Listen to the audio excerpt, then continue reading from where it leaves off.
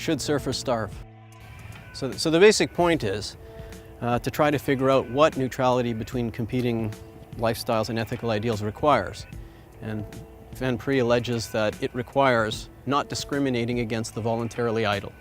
And one way of doing this is by the state providing everyone at the highest sustainable level an unconditional basic income, irrespective of whether one chooses to work or not, how wealthy one is, with whom one lives, and so forth.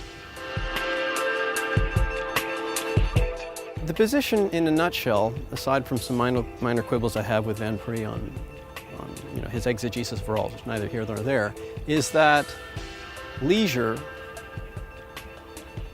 isn't one of the things that ought to be added to the metric of distributive justice, which tells us how wealthy or how badly off people are. And the reason for that is very simple. Not working, right, is a non-generalizable value. Somebody has to work in order for us to stay alive. It's either us or somebody else.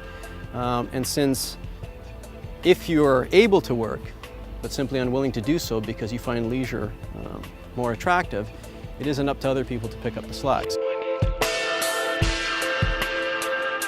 We ought to condition the basic income, right? So the voluntarily idle shouldn't be subsidized through the public purse. Surfers should starve. Surfers should starve.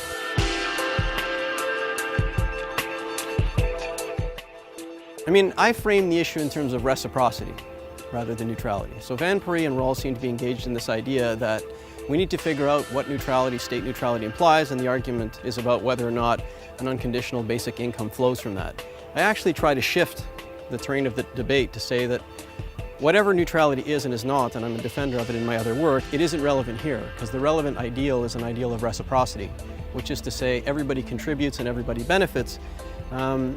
And there's no way of theorizing a basic income that's unconditional without violating that ideal of reciprocity. What sorts of intuitions am I upholding? I suppose what I'm upholding is a common sense view, probably the dominant view, about how people ought to work if they can.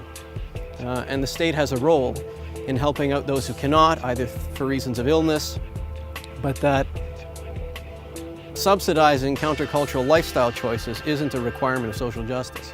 Now, that particular argument could easily be seized upon and manipulated by right-wingers, ultra-economic conservatives, but it's not the same argument. This is a principled defense of reciprocity rather than an appeal to stereotypes about, the lazy.